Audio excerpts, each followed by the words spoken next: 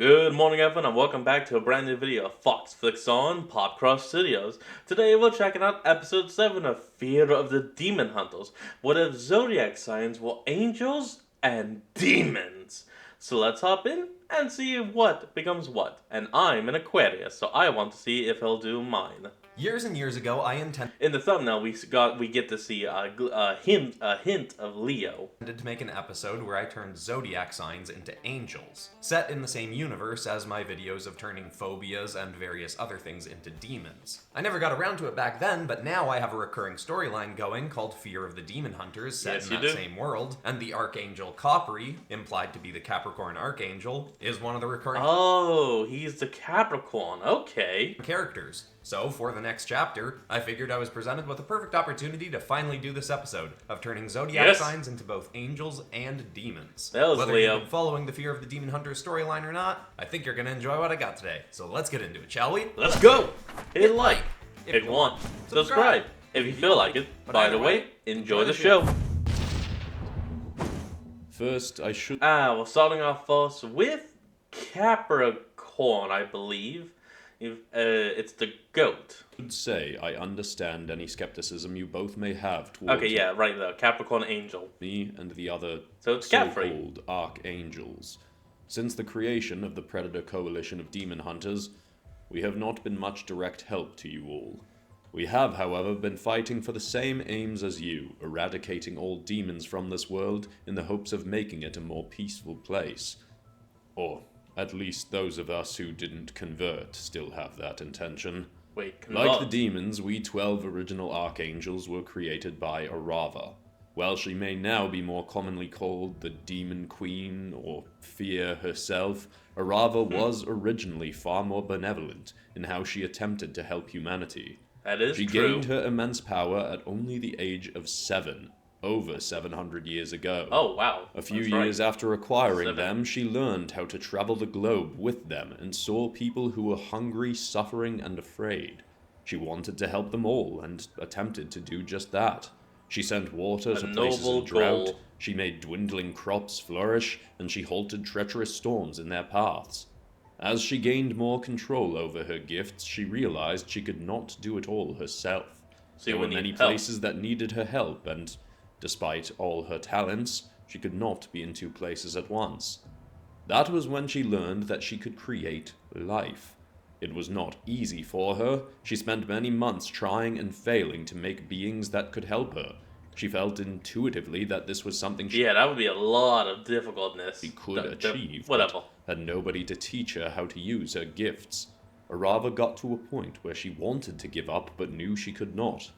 As hard as it may be to believe, given all she's done since, she was desperate to help our world. She tried praying to the gods her people believed in on the small Polynesian isle from Oh, okay, so this guy's got to be the scorpion one. which she hailed, but received no guidance. It was only when she prayed for anyone or anything to help her that she felt she truly gained a sign of what she needed to do. She said it was as though the stars themselves spoke to her and guided her to create us. Well, it now That's seems nice. apparent she drew inspiration from the zodiac signs in forging our bodies. In truth, she'd never heard of such things at the time. She simply forged us intuitively, and unlike the demons who Just would following come her later, will. when our bodies were made, something came into them that Arava could not create herself. Our souls.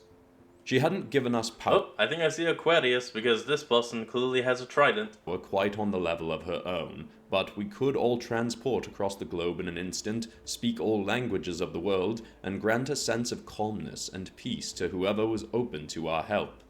We also had our own unique gifts. My sister, Aquaraya, could create water from nothing. Aquarius. Gali could visit any village or city and observe within moments of being there what they could do to fix their leadership structures, construction tactics, and farming practices to build a more sturdy community. Torbos had incredible senses and immense physical strength, That one is Tauros, the bull. only closely matched by Leora, who had strength, speed, and the power to create radiant flames to heat whole villages at a Leo. time with her presence. My own unique gift was physical resilience. I could stay awake and strong and agile for a week on end without needing rest. Our gifts were Nice. numerous and more developed over time, such as us all having invisibility to remain hidden from humans when needed. Like the young but determined girl who made our mighty bodies, we attempted to help humanity in any way we could. When Arava was tending to her own matters, I was regarded by the other archangels as our leader. Not that I guess that would technically make you the firstborn, wouldn't it? everyone in our band was thrilled about that. While it was subtle at first, Leora was clearly jealous that the others came to me for guidance. I was the most hard-working of us, but Leora saw herself as the most generous and courageous, which admittedly was likely true for a time. Really, though, I think she was simply envious that I was given more attention by our brothers and sisters. You see, well, we took That on the sounds title likely. of Archangels after being referred to as such by multiple human communities. Likely due to our glowing aura and wings, we are not infallible, godly beings who always do what is right. We have our flaws, and as time went on, and humans showed us less and less gratitude for our help, we all, at least to some degree, succumbed to these flaws. It was strange to me at the Oh, time, no. but the more I felt unappreciated by humans, the more events would arise to emphasize this feeling.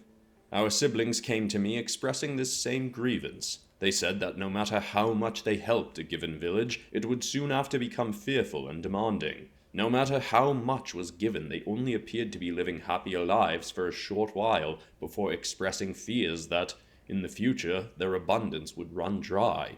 They suffered in the present by fearing suffering that may never even come in the future. It was frustrating, but Surprising that actually is true. If humans can just take and take and take and take without worry, eventually the fear would rise that eventually it would stop. in my own arrogance and short-sightedness, I simply told my siblings we needed to work harder and give more, and then the humans would be happy. Given my resilience, this came more naturally to me, and I didn't see how it strained both my siblings and even myself with unrealistic expectations of what we could do. Little did I know Arava felt the exact same way. She tried working harder and harder, doing more and more for her own people Oh, and for yeah. as many communities of the world as possible, I never remember. feeling as though it were enough. And now I suspect that she took that as a sign that she herself was not enough. When my siblings were at a particularly low and disheartened moment, I sought Arava and found she'd vanished. Her own village looked as though it had been ravaged in a terrible storm, Oh, something yeah. she'd usually prevent. But the people had rallied around a young child among them who was leading the way in rebuilding. When I tried asking them where Arava had gone, they cursed me and demanded I ensure Arava nor my siblings ever return to them. I likely could have insisted on helping them more, but I was too frustrated with humanity I know that whole story. It's a good video. I recommend going to check it out if you haven't. myself to try convincing them I had good intent.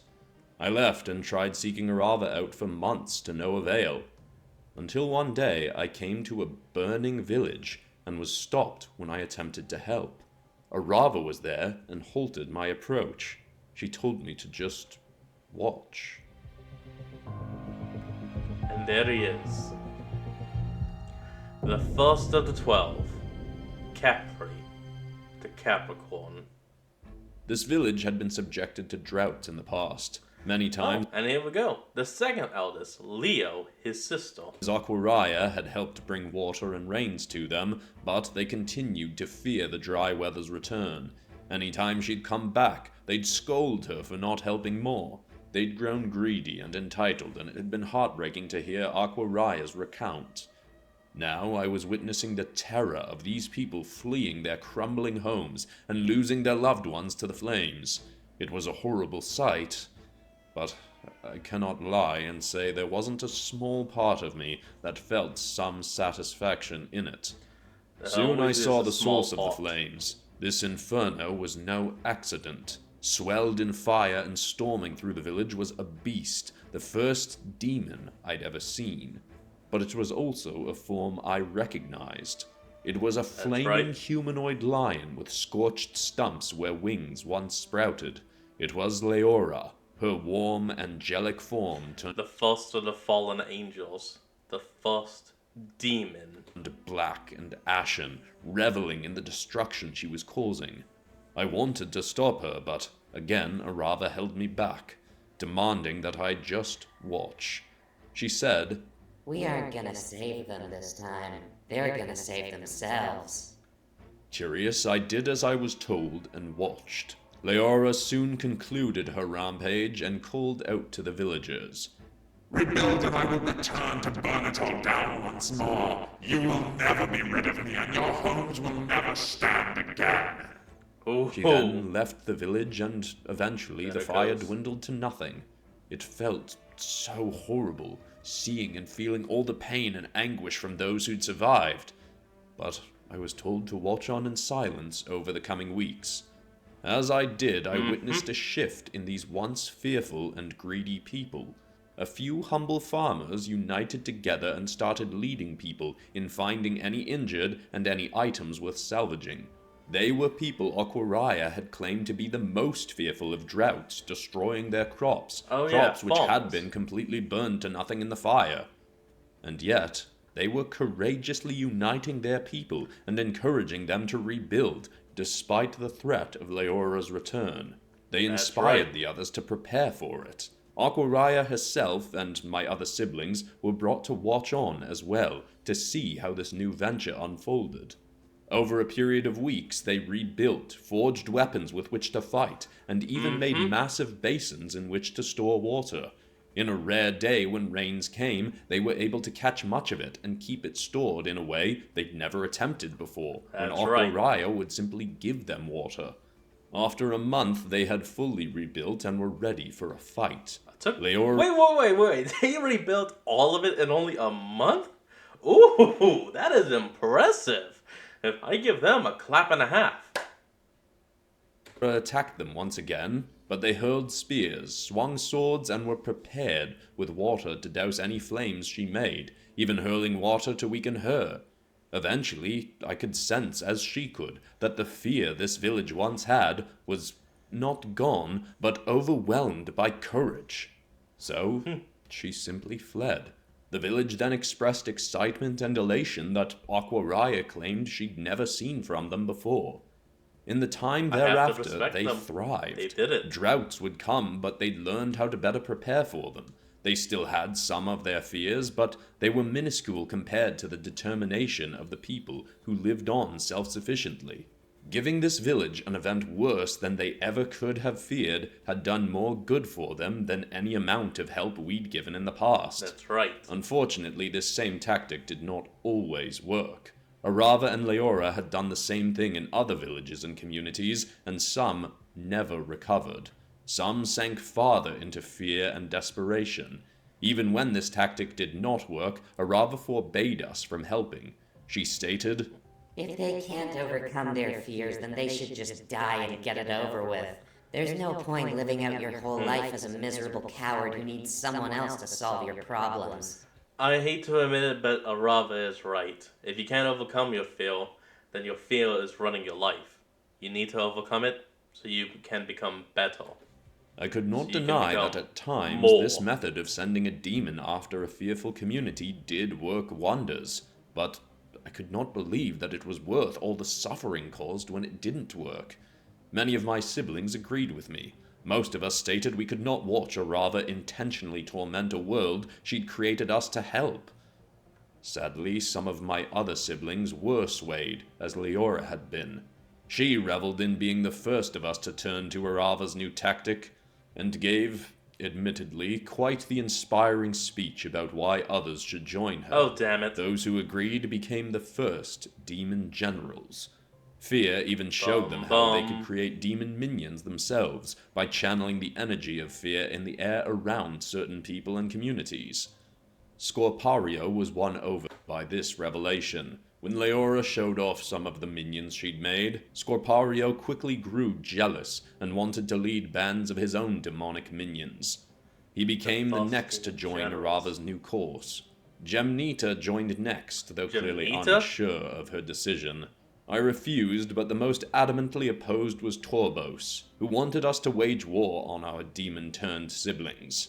I held him back. I told him that we simply Must needed not to fight. work harder and faster than our converted siblings and show them that being loving and giving was still the best way forward. But even I grew cynical about good our concept. ways. Over the next century, I worked harder and harder, pushing my siblings and exhausting myself. I'd stay awake and working for humanity for months at a time. Instead of seeing hope arise, I became more resentful towards humans. The angrier and more bitter I became, the more reason I found to be as such. In that time, more of my siblings changed sides, becoming demons and clearly living far more relaxing lives as a result. Damn I it. began to resent them as well for choosing the easy path. I did attempt to reason with Arava on multiple occasions, and she did bend to some suggestions. Yeah, along with doing the Leo segment here, he is, according to this, doing part of the Sagittarius demon. Well, yeah. That's what this little corner thing is. She believed her new Sagittarius, path was the superior, bow. but she still respected my opinion as her kin. See? She had her demons reduce the scale of their attacks from whole villages down to individuals, who they deemed needed to overcome their respective fears most. Often it would be one or a few people in a community who overcame their fears most wholeheartedly and took initiative to lead their people forward, so it didn't seem necessary to target entire villages. Because of this, her demons became the stuff of folktale and were not widely known, save by those who survived to have their lives changed by them. More and Gotta more live. demons were made in the hopes of helping more and more people grow, but it also resulted in more and more people succumbing to the demons and losing their lives in truly painful ways. Yeah. My it's a remaining shame. Archangel siblings grew more disheartened. After Sargestor and Libra Kel changed sides, I reached a breaking point myself. I told those of us who remained that we could not allow more demons to be made. We had to cut them off at the source. That was the We had to first kill time I the lied demon to generals. Arava, who now I could only see as her new title of Fear herself. I found Fear and told her I wanted to help her. I said that I was willing to change to her side and that I'd encouraged the rest of our siblings to do the same. She excitedly came to meet with us. So be Leora it. had come alongside her, which was unexpected, but I felt we could handle it. I started by attempting to play out the scenario as a ruse to lower Arava's guard further. But my A good brother attempt. Aristo was too impatient to wait. He drew the first of the angelic weapons we'd forged for this occasion. We'd not needed weapons before that day, but Cancelia had intuitively deciphered a way to create weapons for us that would be particularly powerful against demons, not realizing they were useful against all Fear's creations. Oh, I just realized the Toro's guy here, part of his wing was cut off. Oh, damn. Even us. With Aristo having revealed our intent, I did not hold back. I drew my mace and went straight for Fear's That's a skull, mace? feeling all the anger and Looks like a resentment hammer. I'd harbored, both towards humanity and her, boiling to the surface. Leora stopped me from harming her, and our other converted siblings revealed they were there watching as well, and fought back against us. The tension between us all had simmered below the surface for the last century, and now it was all coming out, with nobody willing to relent. An That was the all-out first time I holy ever war. saw one of my siblings slain. The first holy war between angels and demons. My sister Pysacia drove her trident through Sargestor's Oh, wait, that's gonna be Aquarius? Huh, okay. chest and ended his life. Sadly, Scorpario saw this and pierced his demonic tail through her heart while trying to fend off Aquaria's assault. I was doing my best to handle Leora, feeling immense hatred for her for starting the trend of my siblings turning to demonic influence. To be honest, I was not a match for her strength and ferocity. My life likely would have ended surprisingly. that day as well, had she not been distracted by a call for help from Gemnita. Even then, turned into a demon, her cry for help sounded terrified. Leora turned her attention to help her sister, and I took my shot. I bludgeoned Leora's head in with my mace, not letting up until I was certain she was dead. It was only Brutal. when my eyes then found Gemnita's, her horrified, fearful eyes, that I realized what I'd done. Stopping Fear and Leora felt like the right thing to do, but killing family certainly did not. Oh yeah, no, it's never Those gonna of us feel who good. survived fled It soon should after. never. Over the centuries since, more of us have lost our lives on both sides, and now only 4 of us remain as archangels.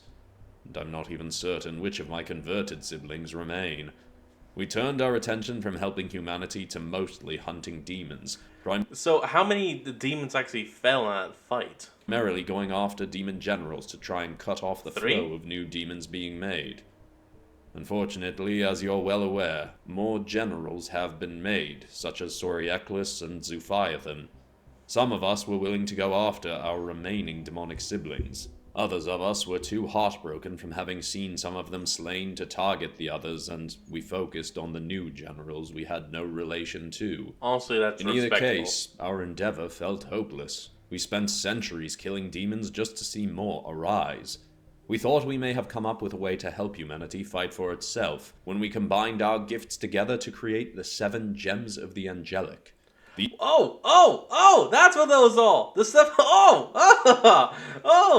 These out! could grant some select humans with powers like that of an archangel, and help them detect where demons nearby may be lurking. Okay, hold on, so we got Jake, we got his fish girlfriend, I can't remember her name, and the demon Kevin.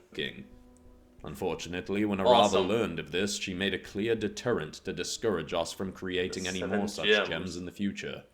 Hence, the Demonatrix was forged. She made this gem of her own as one she could force upon a human that she considered to be weak-willed. Demons could then spontaneously spawn into their body to control them to attack other humans around them. If we were going to have empowered human agents to help us, then she would have the same. First. It was a thinly veiled threat to not make more gems. So, while some gems are still out there, we let go of that tactic. Fear even banished some who acquired them from our world just to be rid of them. While Fear's demons were Jake. working mostly in secret by this point, maintaining her decision to Oh, maybe that's how he ended up in the back cells. have them hunt down individuals alone, there were still Maybe. obviously many humans who learned that demons existed and sought to hunt them. In the late 1920s, Look, I'm sorry I keep pausing, but at some point, all of us as a community are just gonna need to get together and just write out everything. Like, these were made by these people, who were made by this person, and the items are now with these people that were introduced in these episodes. And now X is happening. Like, we're going to have to go almost conspiracy board with all of this. Just everything on a whiteboard connected with red strings. the Predator Coalition of Demon Hunters was made by those who'd been targeted by demons, coming after them during a time of great fear in the world, now referred to as the Great Depression. Times such as this are like a buffet to 1920s? demons, but as many humans have done, these people rose up to fight back. The Coalition yes. began hunting demons even more efficiently than we archangels ever had. They created networks of hunters all across the planet to track demon activity. They learned that weapons with great emotional value to the wielder are particularly effective against demons. Even with no powers to speak of, they were killing demons faster than we ever did. They Which even was managed surprising. to turn Fear's Demonatrix from a hindrance into an asset. She forced it upon the 10-year-old grandson of one of the Coalition's founders See, there it is. Mutant, a demon Kevin. And if you look at his stomach, that's where the gym is. just to spite him. But the boy was not as weak-willed as she'd thought. He actually managed to control it, as you now have, Vivian. He used it for decades before finally losing his life in a battle against the demon general Sorieklis, who himself was eventually slain within the last year. We 4 archangels Nice. remaining should have embraced this group, joined alongside them, and assisted them in facing the demons. But we didn't. Scorpius. We don't even work as a unified group anymore. I pushed the others to work too hard, and they all eventually stopped seeing me as a worthy leader. We may each have our own different reasons for not aiding the Coalition, but I now see that mine was simply out of petty pride and resentment. I saw it as my responsibility to eradicate the demons, and that if I pushed myself to work and fight harder, I could do it without the Coalition's aid. Unfortunately, that's I also not still true. harbored anger towards humans for all the times we'd helped and been met with ungrateful responses, leading to many of my siblings willingly becoming demons. In a way, A shame, but I true. blamed humanity for that. I tried doing more and found the Coalition kept succeeding where I was failing. All my hard work was amounting to less and less. I hit another breaking point when I actually made an effort to help the Coalition. Or, at least one new member. When he was in high school, Ooh. the now rather vexing demon hunter, Clayton Costas, and his Oh. father became the target of a demon attack. Okay. Believe it or not, they both had an immense fear of germs. So, the monstrosity called Mesomucus attacked them both. Clayton's father succumbed to his fears and was devoured, but Clayton managed to overcome his and live. Despite the heartbreak of his father dying, Clayton continued to push through his lingering fears They were germophobes. about germs, and it was inspiring to watch. He'd partake in events like mud runs to get stronger, and intentionally expose himself to situations in which he'd have to get messy in a way that would have petrified him previously.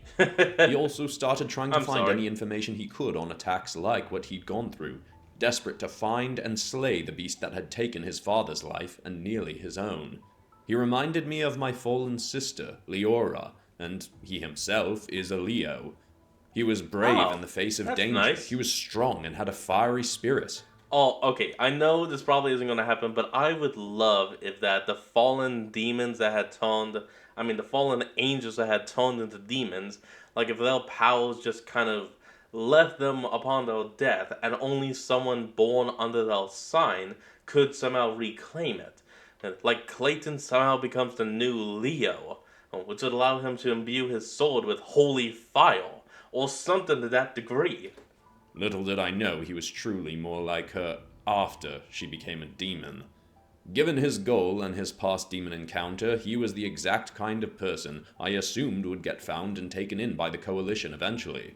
I decided to try making him something of an ambassador between the Coalition and us angels. I found and killed Mesomucus, then appeared before Clayton and told him as much. I granted him the sword he wields today and told him that an angelic blade was an ideal weapon for hunting demons. I told him of the Coalition and where their base was. I told him how my remaining siblings and I had been hunting demons for centuries. I intended to tell him the entire history of our kind. But he interjected, and his response was far from what I expected. What did he His say? exact words remain etched in my mind. If you've had hundreds of years to stop these things and you haven't, then what good are you? Stay out of my way and watch me do your job for you. I was Cold. baffled. But I He took the understand. blade I'd given him, went to the Coalition's island base, and claimed he'd found it through his own research and cunning, giving no mention of our encounter. He claimed his sword was a family heirloom, and it had gained its glowing aura after he'd used it to slay Mesomucus, claiming that demon's defeat for his own. I'd had humans be ungrateful Okay, now that is just greedy, Clayton. Come on. to me before, but this was easily the most infuriating. He was initially lauded as a heroic hunter despite his overt arrogance.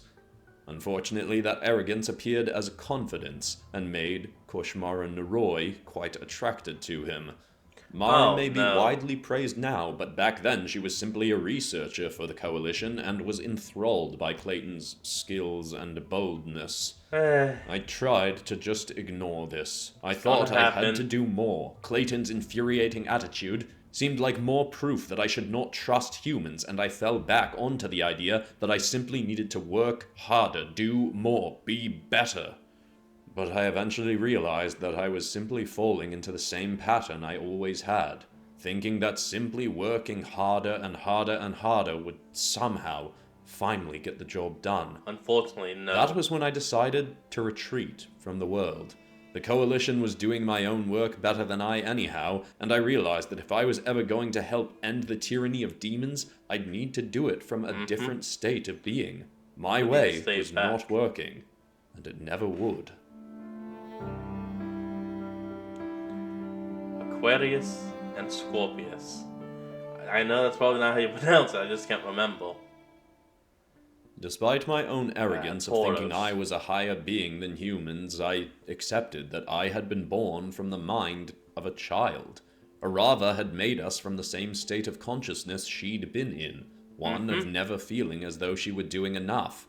Part of that was still in me, and I realized I'd keep playing out situations where I could never do enough until I changed my outlook at its core. I studied various human philosophies over the next few years, studied priests, monks, Taoists, Zen masters, philosophers, and used all I learned to rewrite my own mind out of its old obsessions and into a state of acceptance. Hey, now that's how you do it. I accepted that I had limitations, and, well, in some contexts, pushing through them is valiant. Ignoring that I had them was ignorant. It also limited me further to ignore them, and could possibly do even worse still than that.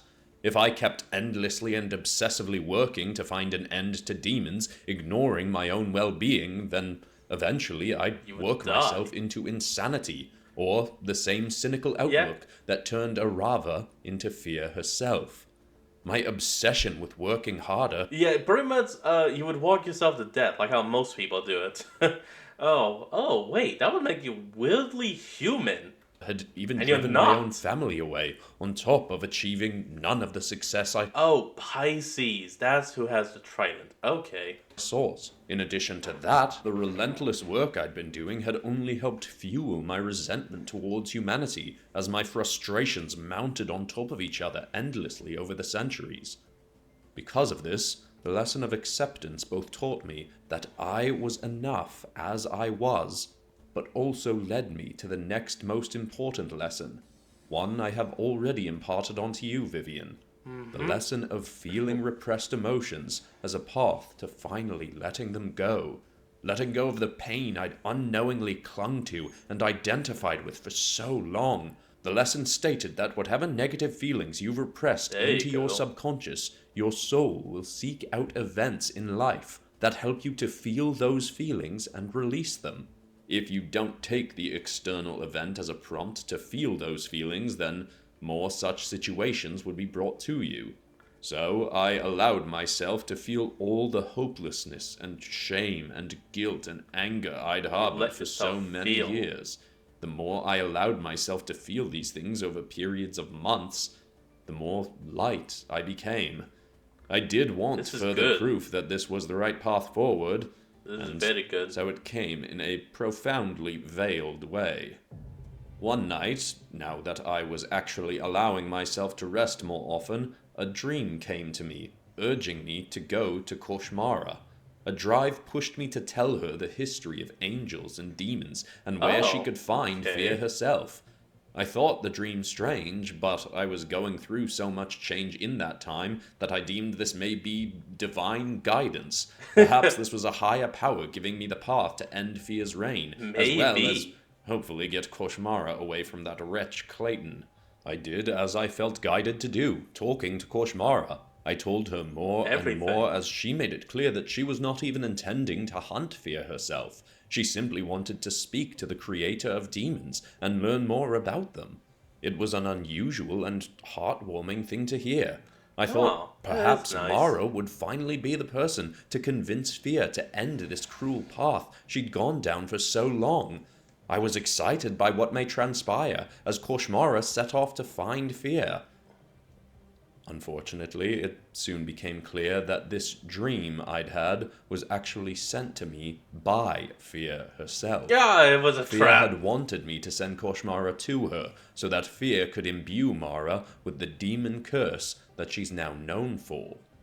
This made me furious, but I did my best to stick with my new teaching. Of course it was a trap, damn it. I thought, what if accepting even this seemingly terrible outcome can allow something good to come of it? I did not know better than to ignore this dream and could not have done better in the moment. Shame and guilt arose, but I felt them, released them, and accepted what had occurred. Doing so allowed me to see the beauty in what came to be. This is definitely the most human angel, with quotes, that I have ever heard of. I've heard from. Like, whoa. From this event. Fear herself had cursed Koshmara with the intent of making Mara a pawn in her schemes. but instead created the greatest demon hunter the world has ever seen. That's the Coalition right. feared Koshmara for some time due to her demonic abilities, but this also meant she and Clayton parted ways from their romantic entanglement as he was repulsed by her, despite her using her curse. I mean, thankfully that's good. I mean, he's an asshole, but thankfully that's good. Exclusively to hunt and kill other demons. She was finally free from him. Soon after, Koshmara found friends who lovingly accepted and embraced her demonic abilities, and, from what I've seen from afar, she is now happier and more confident than she's ever been. The way I interpret it now is that her soul required this curse to be hers in order to live her own fullest life and help so many others with it. I now see that was the lesson I needed. Oh, she's Even like a ghost something that rider. felt like a massive failing on my part ultimately resulted in something wonderful. When I felt I had finally learned enough, I re-sparked an urge to go back and hunt demons again, this time with a self-assuredness that I needn't work myself into insanity to achieve good things. I started by hunting Zuphiathan, unsure of why, but accepting that he felt intuitively like the right mark. I wanted to try calling upon my family again to work alongside them as the new me, but before I could, I felt a new calling. That was when I sensed that fear had lost much of her powers. That, as you know, eventually led me to actually getting a chance to help Arava change for the better as well. Yes. And, of course, to meeting and working alongside you two. Yes! Capri gestured to Vivian and Jax, sitting on the opposite side of a campfire outside Capri's cottage home where they were all staying. Arava was asleep inside, and Capri had taken the opportunity to tell both Viv and Jax everything that had led him to help their hunt of Zuphiathan and the other demon generals. That's I correct. know that I and my siblings are not true archangels, but now I almost feel a sense as though I am being guided by genuine angels. It is as if, now that I have stopped demanding that I achieve things through my old methods, I am being guided to find success in my endeavors more easily. I still have my doubts and fears, but I am doing all I can to be better now so I can help people and genuinely enjoy the process for a change. He looked over to Jax. Good thinking. If you still have anger towards the archangels, and to me in particular, I understand, Jax. We should have been more help to the Coalition all along, but all I can promise is that I am trying to do better now. I am trying to act like the angel I've always appeared to be. Jax shuffled good his feet thinking. against the ground. Thanks, Capri. That actually does help a lot. I kinda thought you angels would all have the attitude that you knew better than us humans just because you were angels. It's cool to hear that you actually learned to be better by studying stuff us humans have written and taught. They're also not angels at all. I also like that perspective on Koshmara's whole demon curse, but I definitely still have some guilt about how I acted towards her. Anyway, it's also nice knowing that our weird group here all has something in common. Viv turned to him. You mean that we're all trying to do better than we did in the past? He chuckled. No, that we all think Clayton is an absolute tool. The three of them shared a quiet laugh and soon after doused the fire to go inside and get some sleep. Capri may not have regained the trust of his family to be a good leader yet, but he at least had new friends who were happy to have him hunting alongside them. This was a pretty good one. And I like how we even technically got right here the first holy and demon war. Oh. I was about to just start labeling them, but nah, why should I? Let's wrap this up. Once again, today's art was an example of why bringing back Illustrator React has been great for helping me level up my art. This piece was in direct reference to a Doctor Doom versus the Avengers and Fantastic Four and X-Men piece that I talked about in yeah, the I kinda latest see Illustrator it. Reacts episode. And there's another one of those coming up on Friday. But if you want more like this, you might want to check out my compilation of all my Phobias as Demons episodes. Or maybe go back to the beginning of the Fear of the Demon Hunter storyline, because I think it's a good story and it's going to keep going. Check out all but of anyway, them. besides that, that's all for today, except of course for ending this video on some kind of Positive or inspiring note. And the thought I want to leave people with today is a suggestion from a book called A Course in Miracles. And it's in regards to if you're going through a difficult situation and you feel like there's no answers or no fixing a problem, sometimes you're just too close to it. And a good thing to You need say to to take a step yourself back. is that I am willing to see this differently. I'm willing to remember who I am. Mostly I'm just focusing on thinking. that first part, acknowledging that any situation you're in, it's entirely possible that you've just got too dug into one specific element, and you think Too there's deep no in other yourself. outcome that could come. But if you remind yourself and remain open to the idea of being able to see something differently, you may realize that the solution is actually way easier than you would have thought. But you were just That's blocking right. it out with your fixation on the problem. I hope that's inspiring or helpful. I love you all, and I'll see you all in the next episode on Friday. Oh, alright. Well, that's going to be the end of today's video, and I hope you all enjoyed this. Remember to like, comment, and subscribe for more. Link to the original will be in the description below, and I'll see all of y'all next time when we flick back on. Until then, this is Fox, signing out. Peace.